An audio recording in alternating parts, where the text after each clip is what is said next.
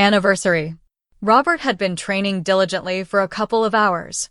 He went to his room, changed clothes, and looked in the mirror.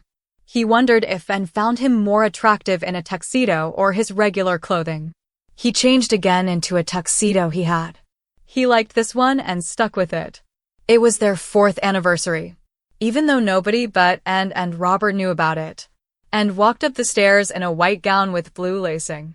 She opened the door and found Robert in an attractive tuxedo.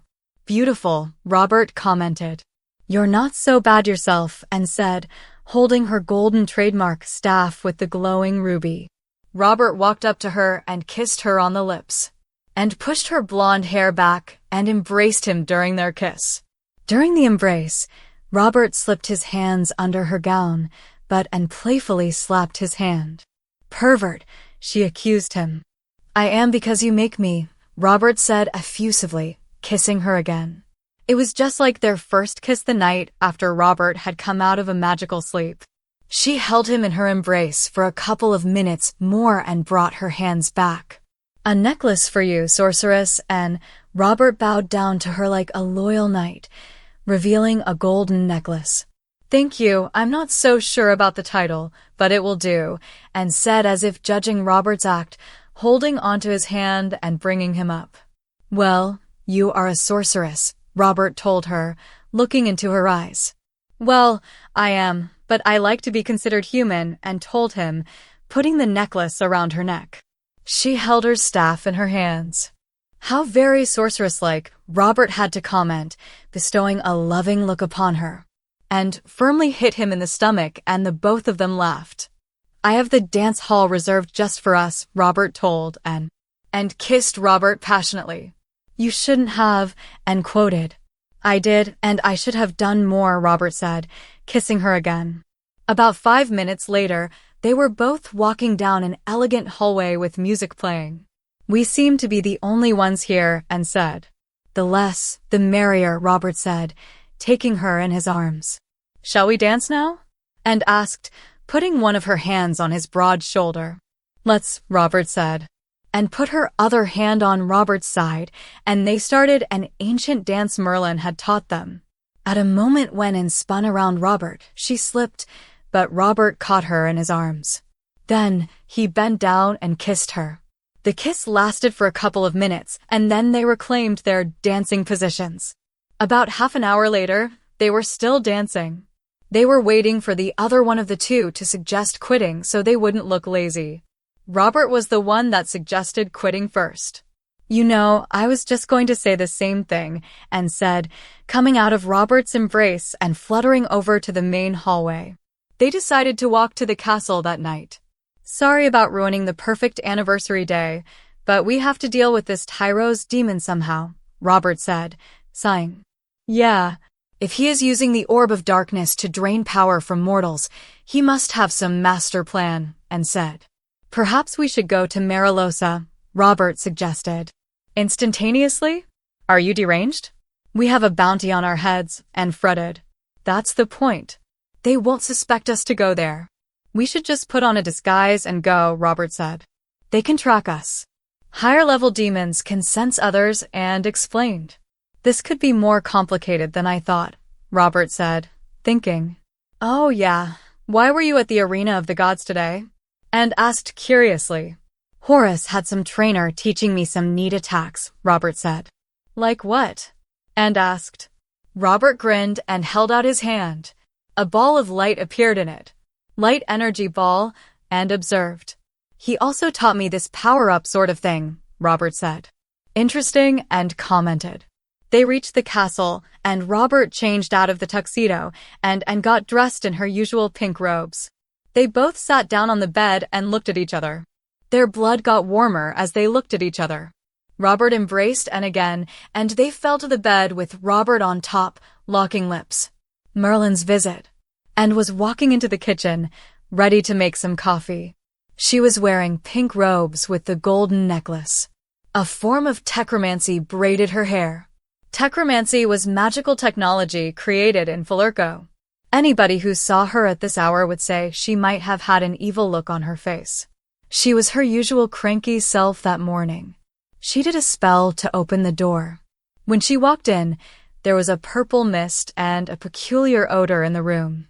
Ferdith was over a cauldron, and he seemed to be throwing stuff in. He was throwing feathers, liquids, papers, and then he threw a fork in. "Ferdith, what are you doing?"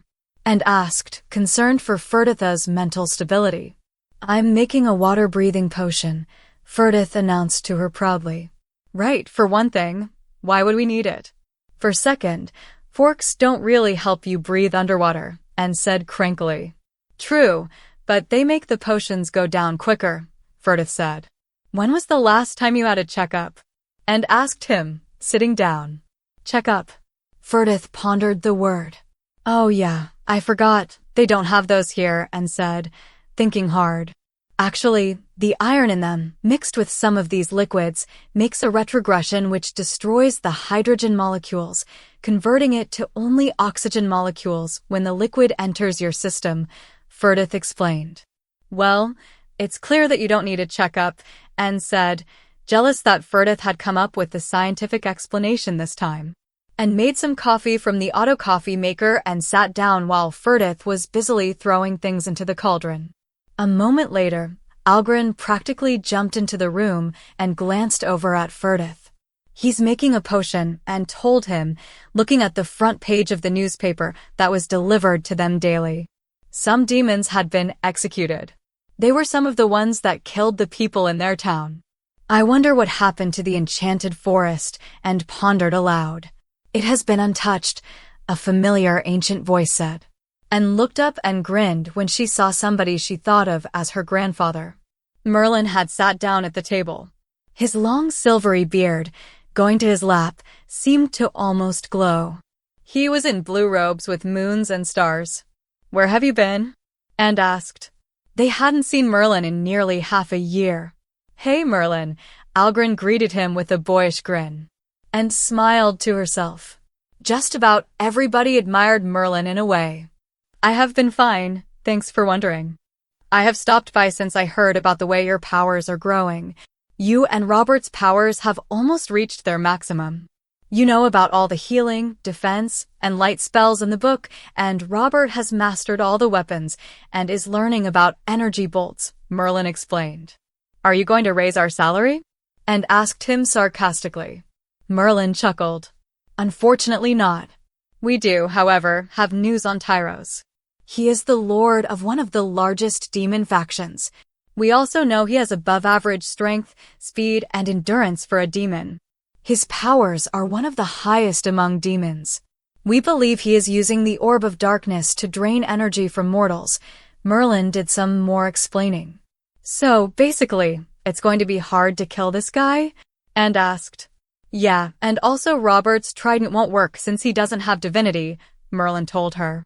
Algren and Ferdith were listening intently. "Perhaps later on, I should go to the library and look this up," and told Merlin. "Perhaps. I have to leave and talk with some of the Shirants," Merlin said. With that, a white light surrounded him, and he disappeared.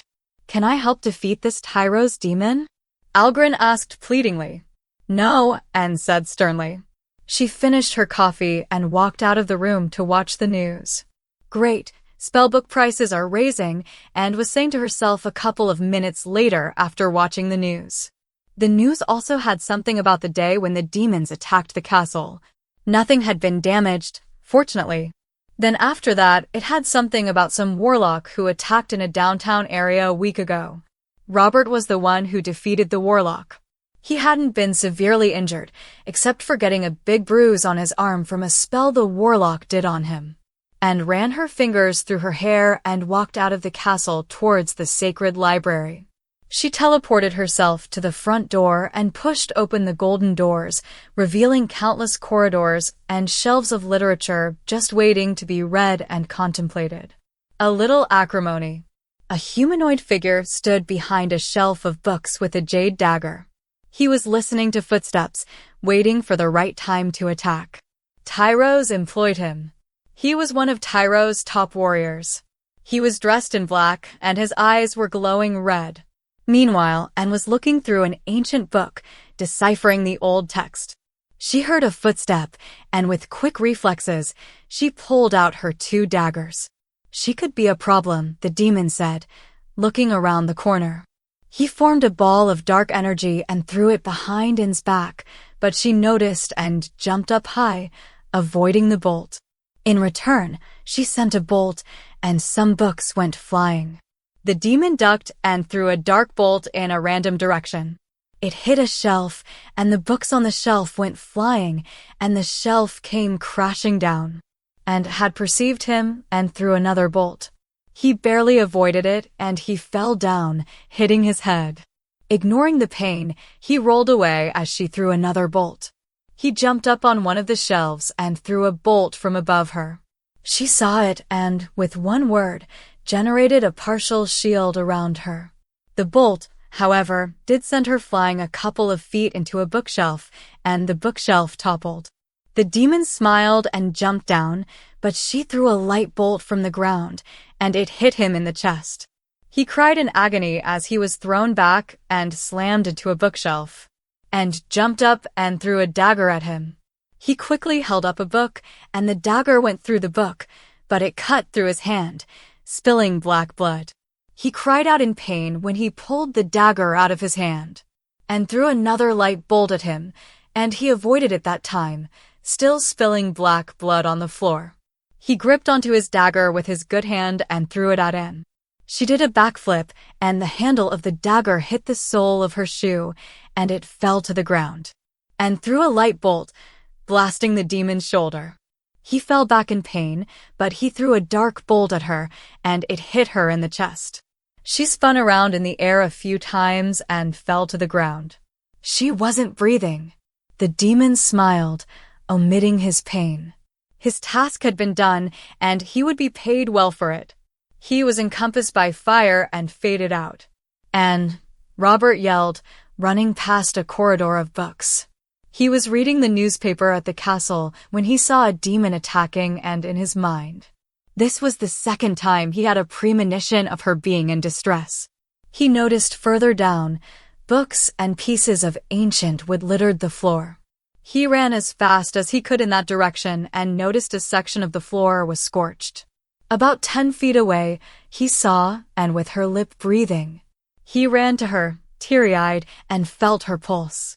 She had none on either her neck or her wrist. He felt her heart, and it wasn't beating. He started to push against her chest and breathed in her mouth desperately. And he said silently, with tears dropping, breathing in her mouth again. And he yelled, hitting the floor. A moment later, he saw a person in a black cloak running toward him. Move back, Ferdith yelled, practically pushing Robert away. Max was by his side. He pulled out a small white potion and lifted her limp head up. The liquid went down her esophagus. She was surrounded by a white light and started coughing. Robert lifted her up, embracing her, kissing her on the lips. A couple of minutes later, and had regained her composure. The demon hit me with a dark bolt, and everything blackened. It was just like the time Seraph killed me, and said, clutching her chest, making sure her heart was beating properly. It was a planned attack, wasn't it? Max asked. I am afraid so. I could tell he was hiding. I injured him severely, but he probably escaped and told him. Maybe it could be a demon that is part of Tyro's hierarchy, Robert suggested, holding an. It was homicide. He came here to specifically kill me, I expect, and told them all. This is very unpleasant. It looks like the demons are ganging up on us, Robert said, concerned. Well, demons aren't my business. I do, however, feel obliged to help you, Ferdith told them, looking at and to make sure she was fine. I'm fine, and reassured him as if reading his mind. Ferdith then looked alarmed. I left the potion alone. It's probably going to explode. Ferdith exclaimed, running out with his black cloak swishing behind him. And got a tear in her eye and put her head against Robert's chest, and Robert embraced her firmly. We can't go on like this. You can't just keep on reviving me. Why can't demons just leave us alone? I thought it was over when we killed Seraph. I hope Tyro's burns in hell. and exclaimed, infuriated. Robert didn't expect that outburst from Anne. Don't worry. I will do something, might I say painful to Tyros, Robert reassured her, looking at her, grinning. We will, Robert. We will, and simply said as they both walked out of the library. They forgot about the mess that Anne's quarrel with the demon had left. The demon with the blonde, spiky hair and a highly visible scar above his right eye was holding the orb of darkness as dark energy passed through the hand of Lucerfidus. Lucerfidus was the demon he had hired to deal with the impudent chosen one. Lucerfidus, I am very pleased with you. You shall be second in command once we destroy the orb of light. Tyros looked down at Lucerfidus with pride. Lucerfidus stood up, looking at his master with respect. Tyros sat on a stone throne with 2 torches on the wall behind it. They were in a dark underground chamber.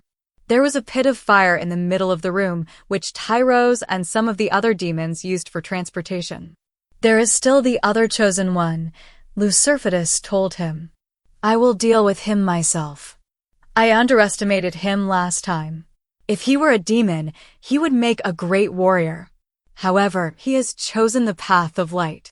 He chose the weaker side, and for this he shall suffer, Tyros said, holding a black book in his hand. The book was one of the sacred books of the necromancers. Master, I shall let you be, Lucerfidus said, walking out of the chamber with his black cloak swishing behind him. Tyros smiled when he looked at a certain page in the book. He muttered some ancient Egyptian words, and a gold light appeared in the middle of the room. In just a moment, out of the gold light, came slithering a deadly cobra with instant-killing venom. Apep, Tyros said in ancient Egyptian. You don't need to speak in my language, Apep hissed. I have the power of understanding evil, and those that defy me, the serpent said, slithering up to Tyros' throne. Don't even thank me for bringing you back from your banishment, Tyros said sarcastically. I have been summoned between worlds more than you think. Did you summon me just to chat? Apep asked eagerly. I have a certain job for you.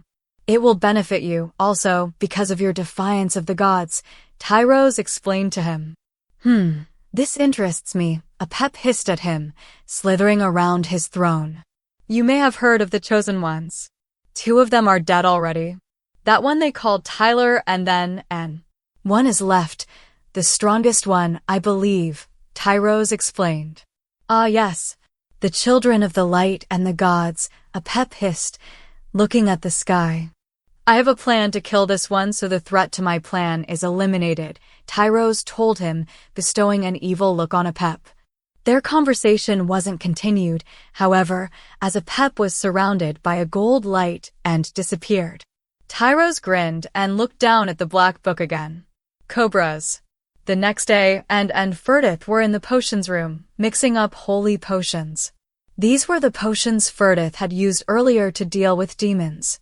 The mist is deadly to a demon's skin except for higher-level demons, Ferdith was explaining to her as she was stirring a bluish liquid in an old cauldron. I already know that. The blue liquid contains invisible holy energy, which sets off an allergic reaction in a demon's skin, and told him, dropping drops of red liquid in the cauldron from a vial. Behind you, a voice whispered in N's ear, and gasped and turned around quickly, ducking a golden light. Vials of liquid fell to the carpet. Ferdith ducked down under the table and decided to leave this to N. He screamed, though, when a cobra with yellow glowing eyes almost bit him in the face, and quickly sent sparks flying from her finger, and the cobra slithered away, disappearing in a golden light. Ferdith, and exclaimed. Ferdith ducked down again, sweeping his cloak over his head, and a fong nearly went into his finger, and grasped onto the cobra, but it disappeared again. That's no ordinary snake, and stated the obvious, looking around the room. She did a backflip onto the table and unsheathed one of her daggers. May I get up there with you? Ferdith asked, looking nervously at the floor. Shoo, was all Anne said. A moment later, she threw a dagger across the room, and it almost pinned the cobra's neck. Anne looked into the cobra's eyes for a second and muttered, Apep. A pep slithered across the room while Ferdith climbed up onto the table. A moment later, Robert and Kevin came crashing through the door. "It's a pep, an ancient evil Egyptian serpent," and exclaimed, ready to throw her other dagger at any time. "Kevin," Robert yelled.